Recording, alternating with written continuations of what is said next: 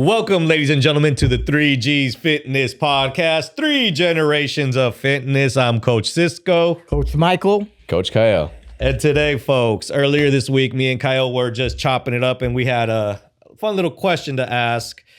We're going to incorporate you in a little bit, but you brought up a good question. We're just chopping up. Well, what'd you talk about? My question is, how do inmates get so jacked? Prisoners. Jailmates. Inmates, yes. So I originally thought there's nothing to do in jail, so they just work out more. I just went above the surface. Right. But I know there's nutrition that's involved too, but I was like, I don't know. I mean, what did you think? Exactly. So my first thought was like, and this might be because of movies, but I always thought prison food was trash. Yeah. Like there's not much nutrients to it. They don't provide much. So I thought it was always under nutritioned, just not enough diet for them to really build muscle. But you can see there are some inmates that are like just jacked to the bone and so big. So I'm like, how does that happen? I just originally thought it was like, all right, we always talk about nutrition. I just thought there is nothing to do there but work out, right? You know, it's all like, right. And to me, I mean, when I did a quick little search, I'm like, the calisthenics is a big thing.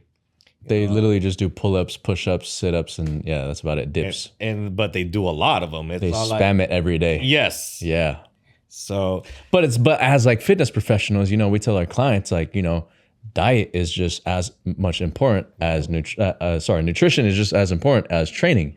You know, so like, how are they getting so much size without good diet?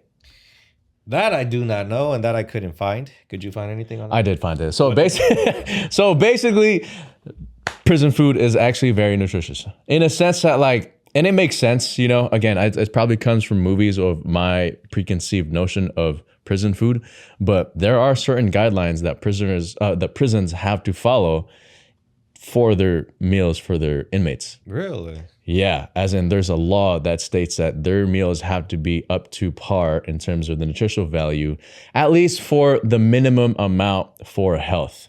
So it's not like, you know, where we suggest like 1 gram per body weight in terms of protein. Them is like the minimum is like at least 0.38 per gram of body weight. Wow. Which is like the minimum needed to just function normally, you know.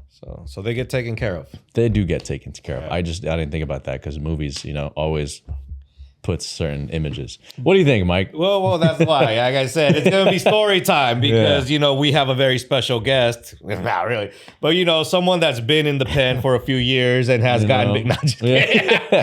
He did some time himself. He did some time. But Coach Mike, this is when we brought this up, he was all like, I got stories. So now this is a segment that we're going to call Story Time with Coach Michael Jeffrey Felcher. As you guys know, I've been lifting for over 50-something years. Yes, if you want to be exact, 54 years. Okay, I Okay. started when I was 14. Okay. And the only gym was the neighborhood gym, which was made by a guy named Joe Regner called Regner's Gym. It was in his backyard.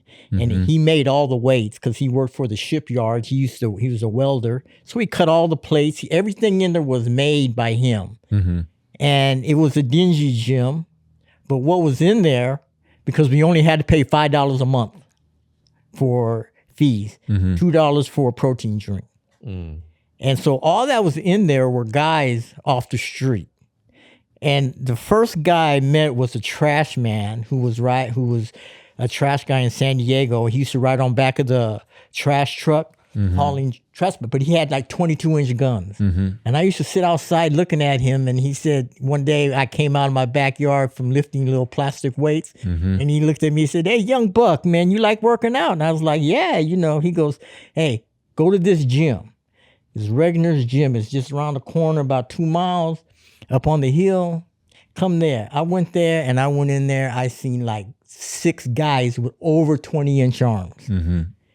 Big guys. Yeah. I was at awe. I was like, wow, man, wow, you know. This is where you want to be. This is where I got to be here, you know. And he came up to me. His name was Gilbert. And he goes, "Hey, young buck, man, this is where you want to get big." And so I started going there, and I met like guys, like there was a guy named Pierre, there's Abby, there was Junebug, there was Ron. All these guys had over 20-inch arms. And they asked, how did you guys get this? How you guys get this big? He said, we all been in the pen, right? I'm like, oh, really? Yeah, he goes, yeah, I did like 15 years. He just named these people off. And so I asked him, how you guys get big? He goes, man, when you're in the pen, there's not a lot of things you can do. There's like 3 things you can really do. You can be in the library, educate yourself. Mm-hmm. You can be on the basketball court, play b-ball, or you can be in the iron pit, lifting. Pumping and humping. And he goes, that's where we all were. I said, well, so how you get big? He goes,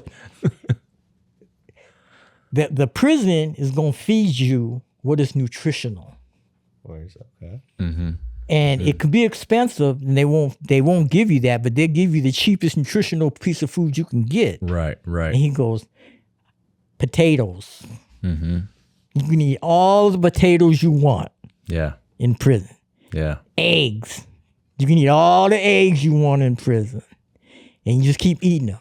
And they go. What do you mean, like a buffet? So they beef and chicken, always. Like a buffet though, or is this like? No, it was what they served. Oh so yeah, it was when exactly. you serve, you go in, they just load it on, and Right. you can go back for more and stuff. He goes, so all we used to do was pound potatoes, eggs, beef, chicken. Yeah. Peanut butter. He goes, Right. peanut butter was big back in prison. Mm-hmm. He goes, it was big. He was eating gobs of peanut butter sandwiches and stuff. No jelly, just peanut butter. Right. And I'm like, Right. wow, man, is that how you guys got? He goes, well, you got to keep the food in your body. Yeah. And then the other thing is we stayed in the gym. We did dips in the cell. We did dips outside. We did pull-ups. He goes, it was like 24/7. That's all we did. Yeah. That's all we did. And I'm like, wow. I said, are you serious? He goes, yeah. But he goes, Mike, you don't never want to go to prison. Yeah. Yeah.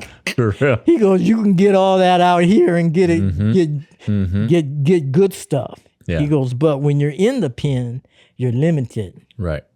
He says, so all you do is you either work out, you go to the library, you play basketball, you play handball, you do whatever that's your activity. So you go in the gym, you just hit iron. Right. Every day. Consistency. Every day. He goes, that's all you did. You lived in there. Yeah. And you'll get big. Yeah. And he goes, that's how Ron got big. That's how Right. Yuma got big. That's how so-and-so got big. That's how he got big. Yeah. And I'm like, wow, man. I go, potatoes. And he goes, potatoes. Yeah. So I did look it up. Like their diets tend to be more carb heavy for sure. Yeah, he goes, because yeah. you want that carb, Mike, because you want that energy the next day. Regular potatoes, mashed potatoes, pancake potatoes. Yeah. Kept naming them off, and I'm like, man, go home, Mom, I want potatoes. She goes, what?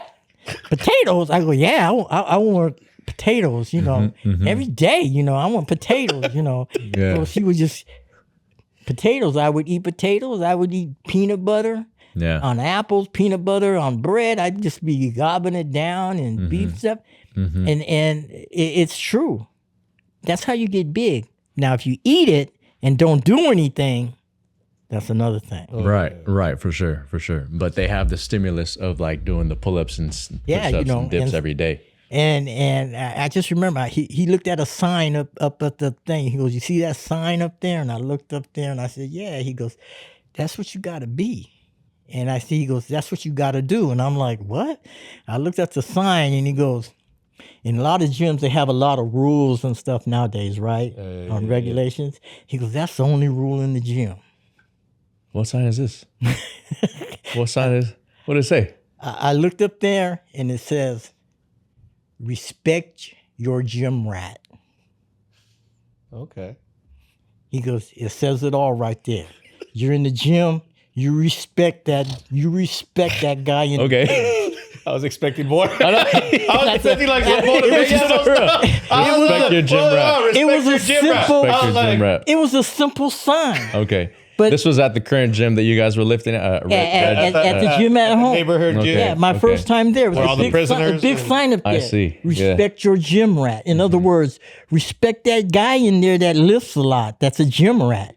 Respect him. But then, kind of similar, but not so much. Like that is a big thing though in prison is like they want you to respect them. Yeah. So they work out because they have certain motivations because they don't want to be picked on. So they Right. get That's Well, that's another another thing. thing too. They has It's to- the respect thing. Like if you build Right. size, you're probably not going to be picked on, right? No. exactly. So it's more of a You- survival thing. Like, nah, they got to really lift weights to survive. He said it's protection. It is protection. Protection. When you got a big man there, and then Yeah. you know the king in the gym is gonna go to him and say, "Hey, man, you protect me." Yeah, yeah. So aside from having good diet, it's also having the motivation to just show up every day I and think- do the work. I think the key thing is there's probably no distractions in prison. Too. And there's no Yeah, distractions. you don't really exactly. have. Yeah, Yeah, that gets taken away from Damn you. near zero. You have none. He said that's Yeah. where you were always at. So you're able you to know. develop like a structure. Yeah, because it's one of those things where it's all like once that gets taken away, it's like, all right, let me exercise, burn out, go back to sleep, and that's another thing too. They're probably sleeping a lot more too than they are outside. In the Actually, real world. no. They get their regular 7 to 8 hours, and they're up in the morning doing work and stuff. But then when they get their time, they go into the gym every day. Yeah. And he goes, when you're big, he goes, man, there are advantages of being yoked. Yeah. There are advantages being Isn't that a yoked. damn shame that prisoners have got better structure when it comes to their health? But it's kind of that's what it should be, though, now that I think about it, because these are probably individuals that were super unstructured, super, unresponsible. That's Yeah. why they did whatever they did that put them in there. Yeah. And now they're in a place that, hey, you're going to be here for a year or It two. forced them to Year live. or more. Forces, yeah, oh shit, 15 years. 15 years. Yeah, yeah. You got to follow the structure because hey, this Yeah. is you didn't have it in the real world. Right. It's one of those where it's like that. So it's like I think the main thing is that structure is going to be important. And When we're at- consistency. yeah, and consistency. Us here in the real world is like, can we follow a structured consistency? Yeah, And- I mean, when you have guys that have been in there and all they do is they work out and you're working out with them, they don't sit, it's like I said, back then we didn't have cameras, we didn't have social media and stuff like that. So it was always, you want to be in the 200 club, you want to be in the 300 club, you want to be in the 400 club, you got to show us, you got to get up there and hit it, and that motivates you. I want to be in that club. I want to be in that 300 club. I want to be in that 400 club, and you just keep training, and they keep you focused. You're talking and stuff. They don't sit there and look at you and walk away. They say, hey man, quit talking. Let's hit it. Stop all the gibbering. Don't interrupt my workout and stuff. These guys were straightforward. Yeah. Yeah. And so Exactly. I learned a lot in that gym. I was in there for 5 years, I think. I left when I was 21, and I went in there at 14 or 15, and I learned so much just in there, how to focus on what you're doing Yeah. and stuff. So that's why I tell you guys, I don't like it the way it is now. Cameras all over the place, people talking on the phone, people texting, and it's like it pisses me off in the gym too when I see that. But I think it's also like you said, it's a different generational thing. But I also think you grew up around. It sounds like the whole gym were inmates. It's pretty much the way you made it sound. You made it sound like you grew up with a bunch of inmates Almost. in the gym. Yeah. So you were like, and then how you were describing it right now, when you're around like-minded people, it just comes onto you. So you didn't really go to spend time with jail, but you were surrounded by all these like-minded people when it came to structure and fitness. Yeah. And that's why I Yeah. think for you, as you grew up, this was something that like I need to structurally follow this plan and I need to be consistent with it because of who your mentors were at the time. And you literally learn from prisoners. I mean, the gyms that were going on, I think there was like Jack Lane, Bally's and stuff like that, Yeah, literally cost the some 80s. money. So the people in this gym, you're only not have paying money. $5 Yeah. $5 a month Right. and $2 for a protein drink. Right. That's easy money. So you're not going to get the cream of the crop in that gym. You're going to get guys that don't have a job or have a low paying job. Yeah. I've been in prison, been in jail. Right. Then you say you're not Just gonna like get the cream of the crop. It's just the bare minimum.